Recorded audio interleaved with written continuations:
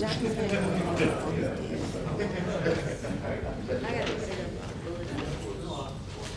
see something real quick.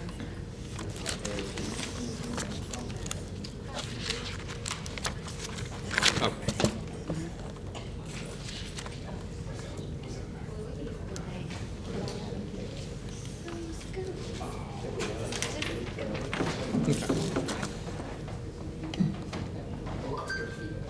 All ready?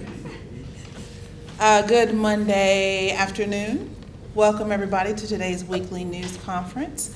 The mayor has some exciting talking points and initiatives to speak about today. And despite what you may have been told earlier, we will not be entertaining any questions about the future of Alcorn State University's football coach or football program. And with that, I will turn it over to the mayor. Cowboys in play? Is that a possibility? Good afternoon. Thank you always for joining us. Happy holidays to you all. We're excited to always see you at our weekly press briefings. As always, this is an important time to provide information to our residents. Sticking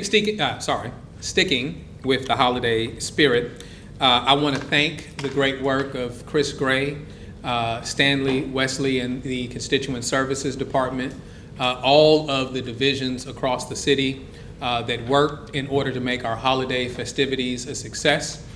We not only had our Christmas tree lighting ceremony, but this past weekend, we also had a very successful parade. I like to thank our good friend Scott Simmons, who was our MC for our Christmas tree lighting, and all of the vendors that came out, not only for the parade itself, but the festival that took place right before the parade. We had many residents talking about how they enjoyed it. We had visitors from out of town, I think as far away as Seattle, that talked about how much they enjoyed it, and so we're grateful. It was a multicultural celebration. The theme was Christmas around the world, and so we're grateful for not only our local participants, but the many people who participated, whether it was members of our Indian community who participated in prayer, whether it was members of our Nigerian community who participated in the parade, and so many more. The list can go on and on and on. As a part of the parade, we also had judges. I was one of a three-member panel of judges that judged the floats. And I'm here to announce the winners of that particular competition. In third place was the Jackson Police Department. Please give them a round of applause. They not only demonstrated creativity in their float, we truly appreciated the inclusion of the youth in their particular presentation. In second place was Code Enforcement. Code Enforcement did a great job, very creative. Lakeisha doesn't look as excited about these winners as the normal jubilance I see over her face. I don't know what that is about. And our winner in first place was Human and Cultural Services. Let's give them a round. Once again, we're grateful for all of the participants, thankful for the departments in keeping with the holiday spirit and their work to make that parade a success. Secondly, I want to move on to another initiative, and I'm going to call Miss Lakeisha Weathers up to speak to this, and this is Hope for the Holidays. HOPE is an acronym that stands for Homeless Outreach Protecting Environments. There will be a cleanup at Miss Eva Mae Pittman Park, which is December 21st. You can sign up, the sign in, I should say, is at 9:45 a.m. and the cleanup starts at 10 a.m. For more on what our aims are in that particular initiative, I'd like to ask that she come up and speak to it. Thank you. Thank you, Mayor Lumumba. The Solid Waste Division, we are partnering with Stupot along with Hines Behavioral Health Services. We are just going out to Aniva Mae Pittman Park. We're going to do pickup and debris removal around the area, along the stretch on Capitol Street near Stupot as well. And what we did, we were working with the members that utilize that facility, that homeless population there. And while we do understand that those individuals are unsheltered at the time, we do think that they are contributing to some of the debris that we see around the city. So we're going to provide them with some materials and some education to help them understand how to better containerize their materials in the areas where they are using for shelter. But this is a big event, so we're asking for volunteers to come out. We're going to serve food. We're asking for donations for the homeless population. We're asking for blankets, gloves, hats, things like that. And anyone that wants to contribute, whether it's by donations, whether it's coming out to help us feed, or getting involved in our cleanup process, please go to keepjacksonbeautiful.com to sign up. Contact us if you need more information. If you have an organization that wants to join us that day for any type of outreach for this population of people, we would greatly appreciate it. Thank you. I'd like to thank Lakeisha and the Solid Waste Division for their creativity, not only looking at the aesthetic appeal of our city, but working with our unhoused population. How do we make certain that we keep our city clean while at the same time protecting them and supporting them? Some time ago, I had an opportunity when one of our shelters was in danger of being shuttered because of insufficient funding. There was an effort to raise funds, and so they asked people to sleep outside in Aniva Mae Pittman Park in order to save that particular shelter. And not only were we successful in saving the shelter, but more importantly, it was illuminating to me what the experience is to sleep outside in the coldest days of the year. And so we need to show compassion and concern, but also show unity in keeping our city clean. In this holiday season, I think we should not only see the joy on our children's faces with presents that they receive, we should also teach them or give them the gift of learning service. And so I think that it would be a good community project, but good family projects for people to join. Bring your family out before Christmas in order to support this effort of cleaning up our city. Speaking to what Lakeisha said, there will also be a blanket drive. The Department of Human and Cultural Services is seeking donations for its holiday blanket drive, and these blankets will be provided to our unhoused population. The city is asking that residents donate new or gently used blankets at several locations in the city by Monday, which is, I guess, next month, Monday the 18th. You can drop them off here at City Hall. You can drop them off at the Hood Building, which is directly across the street from City Hall, at JFD headquarters, the Jackson Fire Department headquarters, at the Jackson Police Department headquarters, or 633 State Street, which is another building for city services. Once again, at City Hall, at the Hood Building, at the Jackson Fire Department headquarters, Jackson Police Department headquarters, or at 633 State Street. Keeping with the theme of service and support, ask that you support the Jackson Fire Department's toy drive. Please bring new unwrapped toys of to any of the fire stations. You can also drop them off at the Walgreens on Greenway Drive. I'm sorry, I go to Walgreens all the time. Forgive me, my instincts are to say Walgreens. The Walmart, on Greenway Drive on the following days, December 12th, December 14th, December 19th, between the hours of 11 a.m. to 1 p.m. 11 a.m. to 1 p.m. And toys will be distributed on December 20th at the Jackson Fire Department Training Academy at 9 a.m. Not to be outdone by the Jackson Fire Department, the Jackson Police Department is also having a toy drive.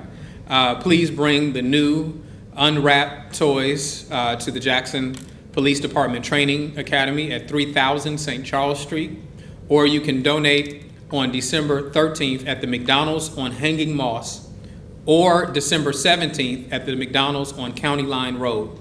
Any families needing to register still have time. The deadline is December 15th. You can call 601-960-3723. Toys will be distributed again on December 20th at noon. Check that number, I think it's 906, 601-906. It's 906. Did I say 960? Okay. That is 601-906-3723. 601-906-3723. We're also excited and happy that our paving season, our paving work is underway. Paving is now underway at Main Street off of Ridgeway. Those residents in the area, we're grateful for your patience. We're excited that we're finally venturing into neighborhoods with our paving efforts.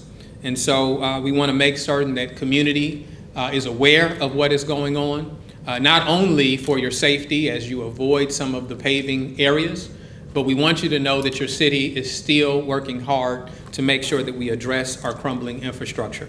Over the next several months, leading into early into next year and moving beyond, we are turning our focus. Initially, our focus has been on major thoroughfares. We are turning our focus to neighborhood streets. Many of the streets that we have looked at or we are starting to get to come from information that our residents have provided in neighborhood association meetings.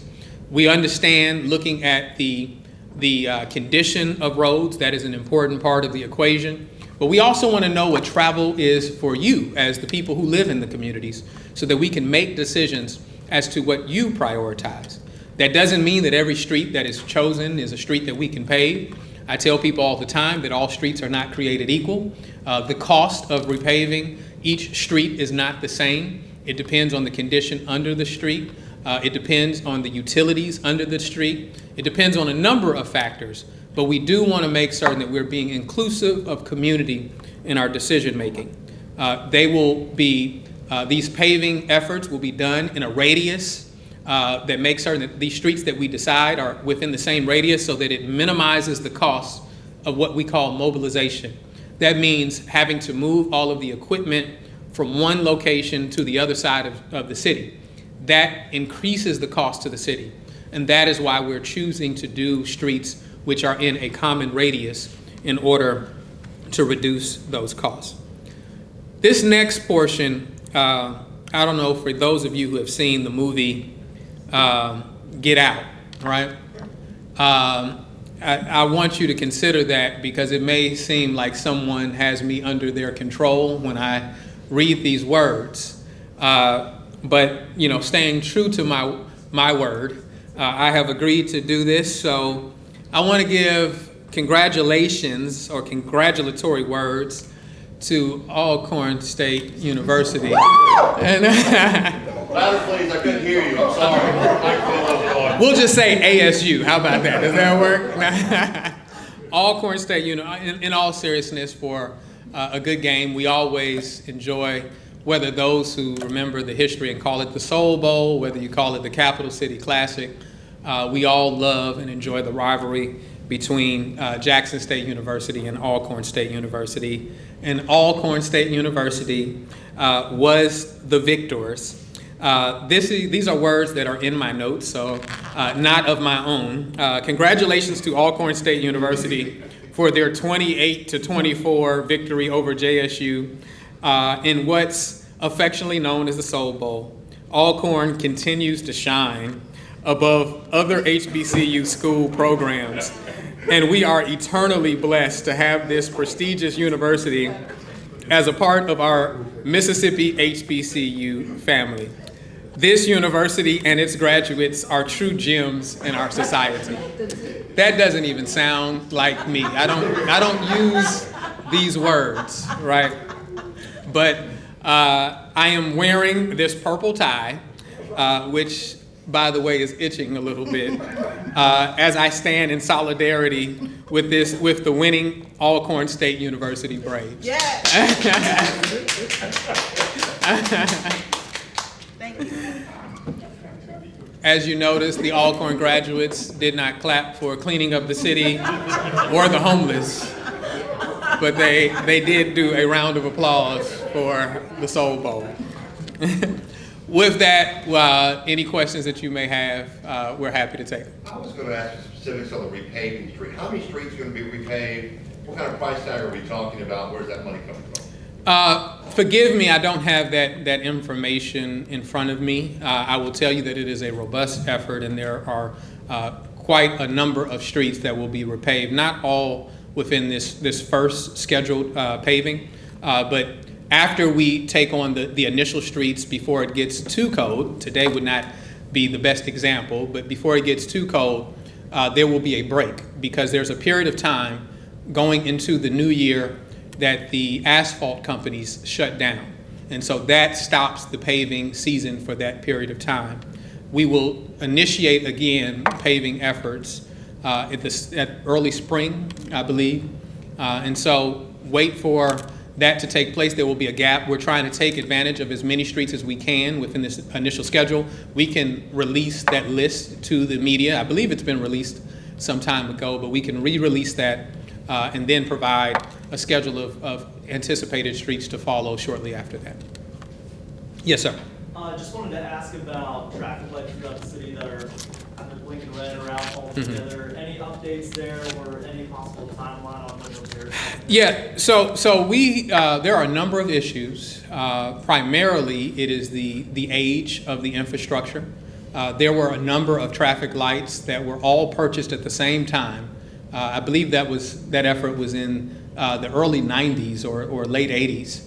And so true to engineering estimates and life cycles of this equipment, we're experiencing many failures across them.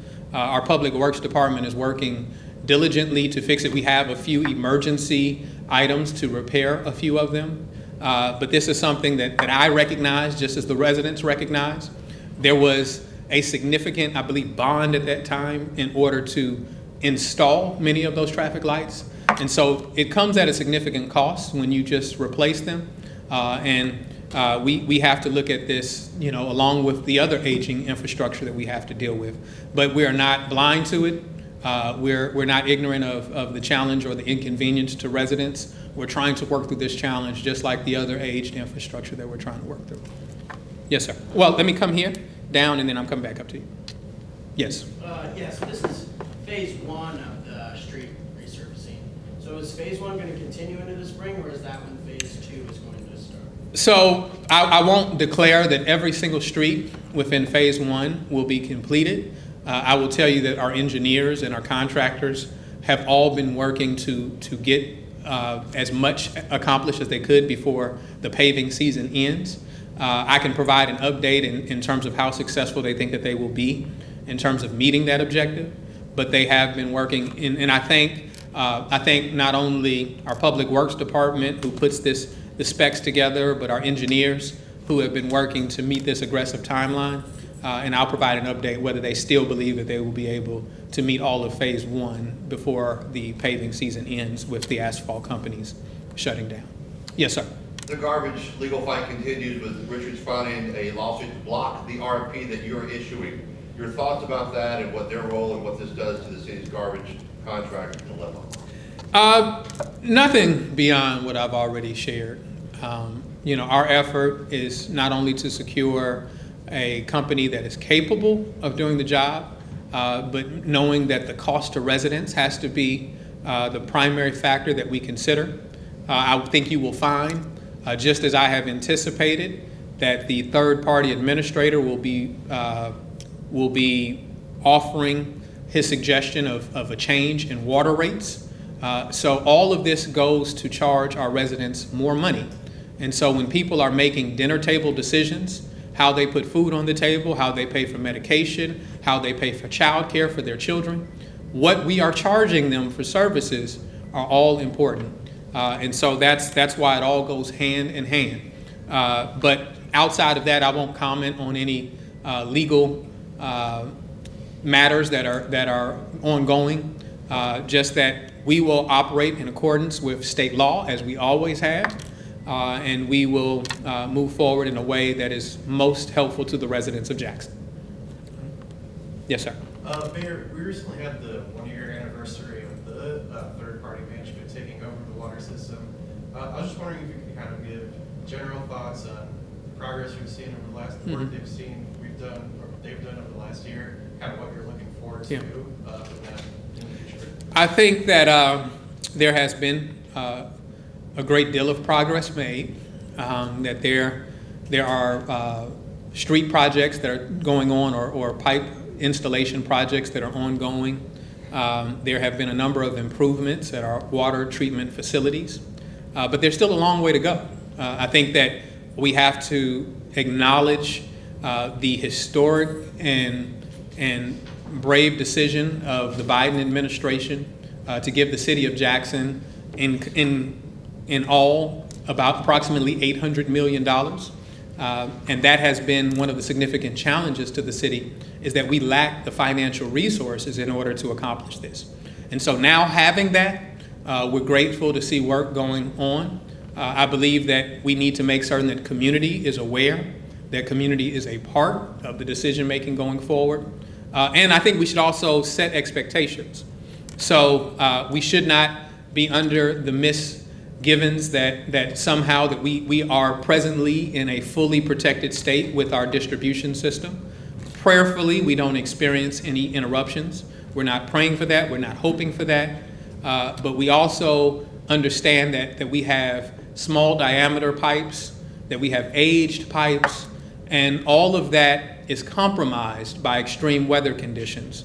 So prayerfully, we have a relatively calm winter, and that we don't experience any challenges in community. Just a quick follow-up. You mentioned the new proposed water billing system. Have you had a chance to look at that much? Do you have any thoughts at this point on that? So I have had an opportunity, and I think the third-party administrator will be scheduled to come to the next council meeting when he's proposing that. Consistent with the agreed stipulated order, that was a requirement. I am neither endorsing nor condemning that particular proposal. I think that it's something that our residents, that the city council should all be very in tune with, understand before making any decisions on that. And so I hope that we have a well-informed decision-making process, and we will put it on it will be placed on the agenda. The third-party administrator will have it on the agenda for their consideration. And that was the thing I would ask you, following up on that question. At the end of the day, doesn't Hennepin and Jackson Water have the final say on the billing process as it's under a court order? I would leave the interpretation of the order to our city attorney's office, but I do believe that there is some language about if a decision isn't made before a particular period of time, that there is a recourse for the third-party administrator. The specifics of that, I'm not prepared to say. I don't have that language right in front of me, and for fear of misstating something, I won't interpret that at this time. But as I said, we will abide by the stipulated order. We will see to it that it is placed on the agenda, but that comes as a recommendation of the third-party administrator. There's a proposal coming back to the council tomorrow from Mr. Stokes about returning a juvenile curfew for the city of Jackson. Your thoughts about the reality and logistics of such an idea, and whether you think we should? I do believe that logistics have proven to be a concern in the past, but more importantly, we have to make sure that all of our crime-fighting efforts are consistent with what we're seeing in the data. I do think that it is of note that we are seeing a decrease in overall crime by the data, and I will leave my crime-fighting initiatives or efforts to be a discussion between myself and the police chief and their recommendations from the Jackson Police Department based on what they're seeing. Do you think a juvenile curfew is something worth approaching or considering? I would say that my comments a moment ago, speaks to my perspective on that. And that is that, whatever decisions we make are going to be based on data, right? Whatever decisions we make are going to be based on my discussions with the police chief. I will say, like I started off saying, that we have seen some logistical challenges to that in the past. One of those challenges are, well, when you arrest somebody, when you detain them for not meeting curfew, you have to have some place to take them, right? Your bite has to be as bad as your bark, right? And so that has been a logistical challenge in the past. But once again, I will talk to the police chief about what he's seeing and what he recommends, and we'll make decisions from that point. All right. Last question, Mr. Mayor. Yes, sir. Any comments on rumors of Coach McNair leaving Auburn? We're out of time. It would be very devastating to see that take place, but thank y'all very much. I appreciate y'all. Well, the thing.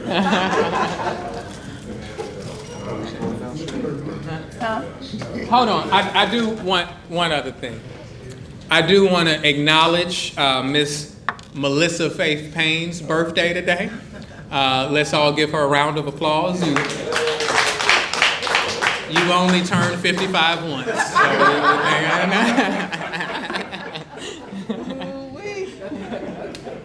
So he said that for the record, so that's fact, right? Absolutely not. 55-year-old communications director, Melissa Faith. Hey, man, we're gonna be short. We're gonna be all right. Look, man, look. I think they're going to stumble in this playoff, and we're going to lose first round. Thank you. It's birthday, Payne. What kind of party tonight? I got you. I am? No? I can do it if you got it. Yeah, we got it. All right. Yeah, I'll do it. You just ask your question? Yeah. I can do whatever you want me to do. You can ask a question. It is. Boss is not here, I am. I don't mind doing it. Knock her out.